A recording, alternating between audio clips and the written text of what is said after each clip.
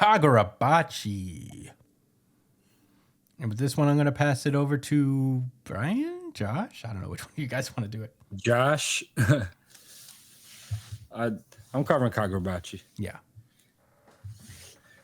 All right, so Kagurabachi, chapter number 72, Future. Last week we had an interesting chapter that showed us how Samura and his daughter Yori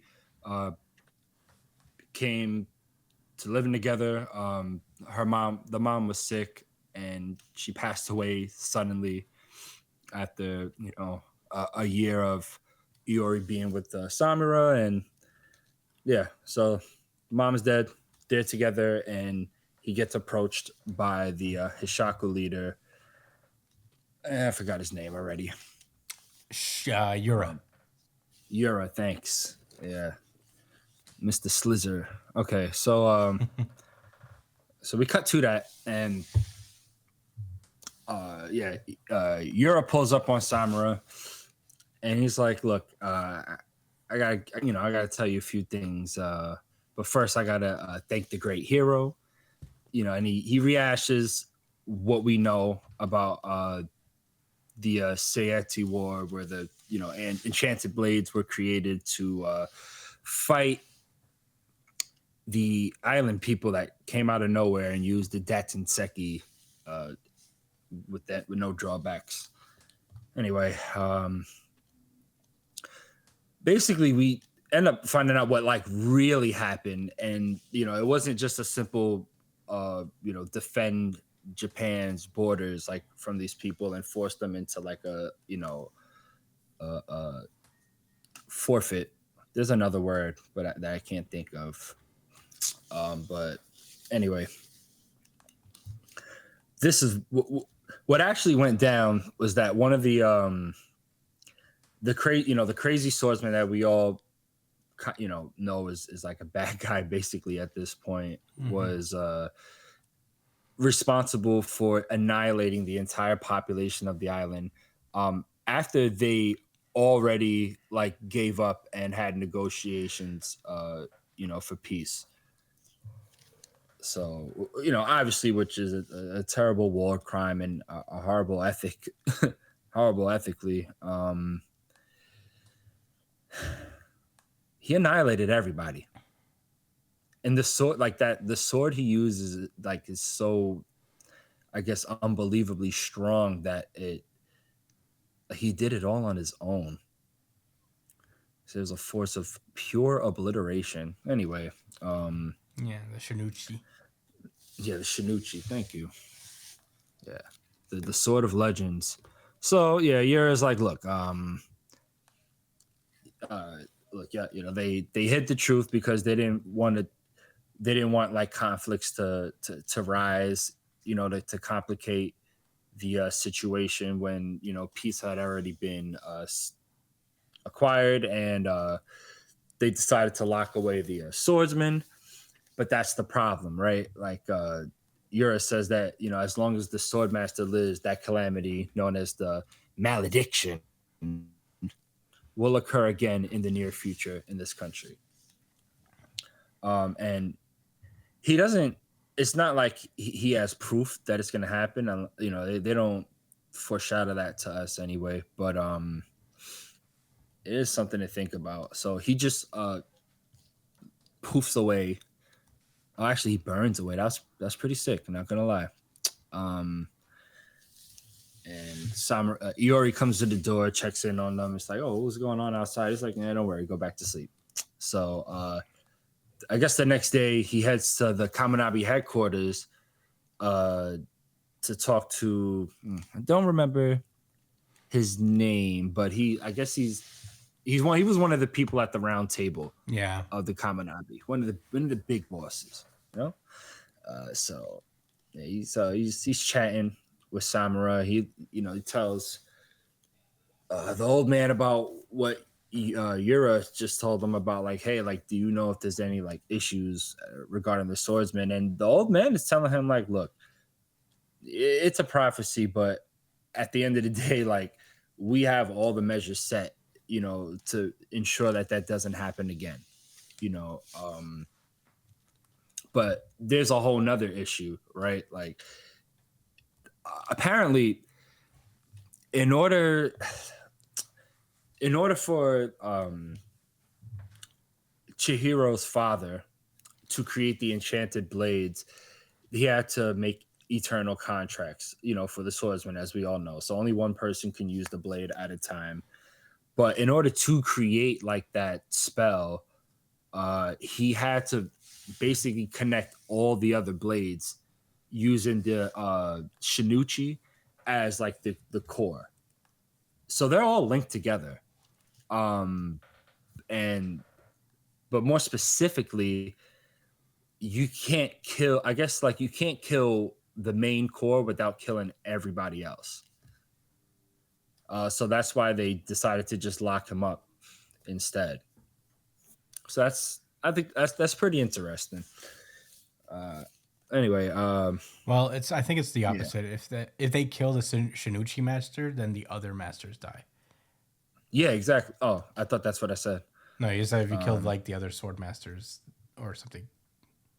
Oh, my Yeah, bad. I So it's definitely like a meant to hive say, mind kind of thing. Yeah. yeah. All right. So, the old man basically, this is when he tells him like to calm down, and he's like, "Look, like, you're caring for your daughter now. You're concerned for the future. You're in every right. Like, you're a father, and frankly, it's like new to him. But there's plenty of plans in place to make sure that y'all don't have to sacrifice your lives. To the very end, the rest of you fought to save the citizens, not to kill the enemy. You guys are heroes. Y'all don't deserve to die. This was the best decision. Live for the future." We cut to Iori at the sword school. She's getting real nice with that purity technique. Yeah. She actually does it with her eyes closed too, because she's been copying her dad so much. But there is a practical element to it, because I guess it helps her like focus and hone in to like her targets and to execute better. And also, she's, I guess, scary when she fights. So I guess when she closes her eyes, she doesn't hesitate as much either. Yeah. So the teacher's like incredible. Well, she is the daughter of the great hero Seitei Samurai, and he's leaning against the wall like ellipses, thoughtful ellipses. And then she's like, "Oh, did you see that, Dad?" She's like, "I'm going to be the best fighter ever, and I'll protect you." And then he's like, "Oh, well, I can't wait." That's the end of the chapter. Brian, what were your thoughts on Kagurabachi? This was a pretty fucking crazy lore drop over here. It almost makes what Samura is doing make sense. Like, like it makes you realize, oh shit, this guy might be kind of cooking right now. Because this dude just committed extreme mass genocide with, like, basically on his own. He just went fucking rogue. And that was honestly a pretty crazy revelation. I always knew that there was something going on with that final blade user because he always looked so fucking tweaked out whenever we saw him. Yeah. But I didn't think that it was on that level of wildness. You know what I mean? Mm-hmm. I just wonder, is Chihiro also part of that hive mind, or No? I think his is separate from the others. The N10 was made separately. It's not part of the 5. Right.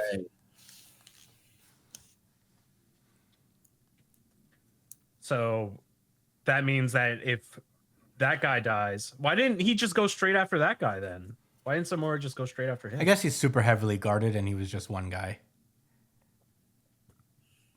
But if he killed him, then all of them would be dead essentially, right? Oh, I see what you're saying. I think the idea is that like not even Samura thinks that he could get through the entire Kabunabi to get to this guy. Oh, It's better to pick them off one by one. Mm-hmm. And he then didn't even have eventually a kill sword this guy. yet until recently. But you think Samura would be enough to beat that guy? Without his sword, yeah. Yeah, he doesn't have the Shinichi. Well, Oh, but he will. Oh, He will he's gonna eventually. get it back for sure. He's gonna get it. He's gonna get it back. He's gonna get that. Yeah, he's gonna get the Shinuchi. Yeah. 1000%. I don't think he's gonna get it. I Look think at that it's the Gura face. guy. That face screams, "I'm a bad guy for an arc." He said, "No, they must be annihilated." No. I think Yura's gonna be the one who gets it. Oh yeah. I feel like maybe he eventually gets it. Like he takes it from this guy. He betrays him or something. But I can't imagine they're not gonna have this guy as a villain at some point. They're building him up too much. But yeah, those are my thoughts. Pretty wild lore drop for Sakamoto days. I mean, not Sakamoto days. Fucking Whoa. Kagurabachi. Whoopsie. Whoa. Dirt. But yeah, Chris, what were your thoughts? Yeah, I really like this chapter a lot. This is my RGC. Oh yeah, this is my argument. Certified. What about you, Josh? Yes. Hey, Unified, really good chapter of the week. Unified RGC. Unified RGC. Unified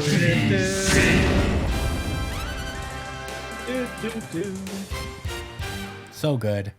I like this backstory. We still don't have the whole story, I feel. So I'm excited to get even more into it. I'm glad that they revealed just enough to keep us like going and give us a little bit of satisfaction, and withheld some stuff. I'm sure we're gonna get a more expensive flashback here at some point.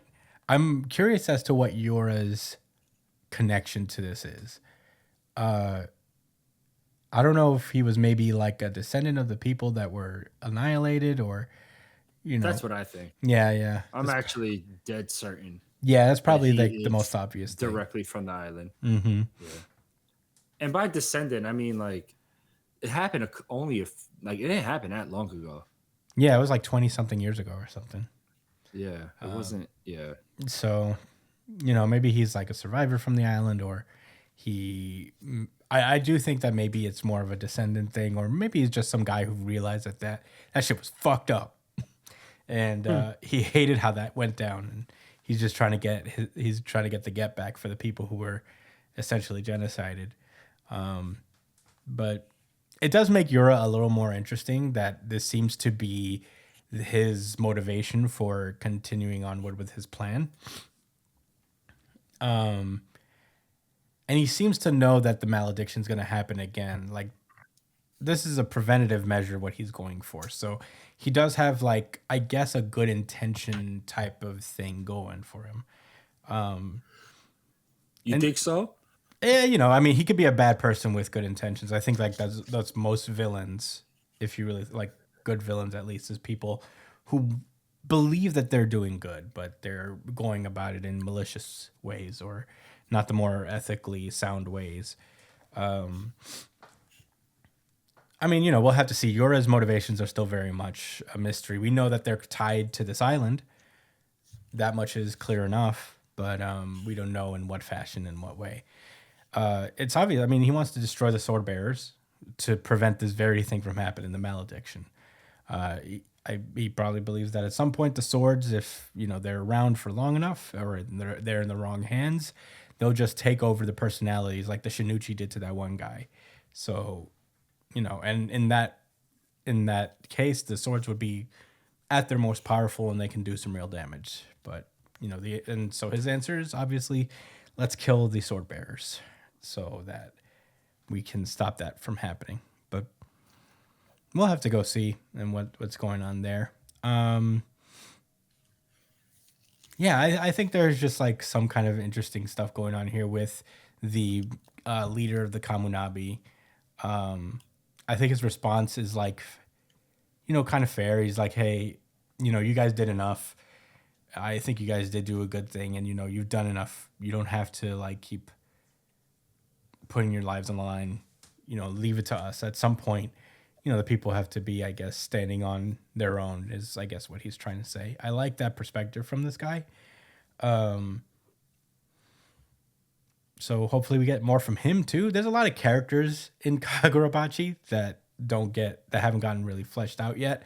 I'm wondering what this guy's role is, the head of the Kamunabi. He had to have been involved in some way. I had this strange theory about this guy that he's maybe related to Mini Masumi Man. It looks like his grandfather or something. Yeah, I don't know if they've like revealed that at all, but I feel like that might be the vibe they're going for here with this guy. He also has the sunglasses like them, so yeah, I'm pretty sure they're related. Maybe they mentioned that already. And he's also a mini man, so let me look that up. No, they haven't mentioned any connection between those two. I'm pretty sure. But yeah, I think it's great, and I think that it's a standard like trope of stories like this where there's like kind of a conspiracy or a whitewashing of history, where like the victors rewrite history, and that's certainly what they've done here with making Shinichi Man kind of propping up as a hero, as opposed to telling the truth and saying that this guy was actually responsible for an unprovoked genocide, especially during a ceasefire or a surrender of some sort. Surrender, yeah. So, not great, but I do want to read something because we got a little bit. We got some thoughts from Mike actually about this specific chapter, and I want to read it to encourage people. If you guys have any thoughts on Kagurabachi or any of the series we talk about, email us at newjumpcitypod@gmail.com or comment under the YouTube video that you're watching right now. But Mike says that Kagurabachi was raw as fuck this week. And if y'all don't give it the RGC, that's gonna make me question that's gonna make me question your decision making in life. Don't worry about it. Yo. Don't worry about it. I was already planning on giving it the RGC. I thought it was the best chapter of the week. Yeah. He said, I love the way it touched on real life things like how the winners rewrite history and glorify criminals to fall in line with the agenda. Also, want the author to explore the flashback further, like how the sword bearers had to come together to take down the Sword Saint. If I could vote, I would give it the RGC this week. Well, you have an honorary vote, Mike. Yeah, we got you, bro. Yeah. Got to unify that. We got you, Brotendo. Brotendo 64. Did they say that they defeated him altogether? I don't even remember that part. What do you mean? Oh yeah. It does mention that the 5 other Enchanted Blade wielders fought him. Okay. Yeah. So yeah, that is cool. The concept that they all band together to fight him. And they all survived? Damn. I'm so excited to find out what the other sword bearers' sword powers are.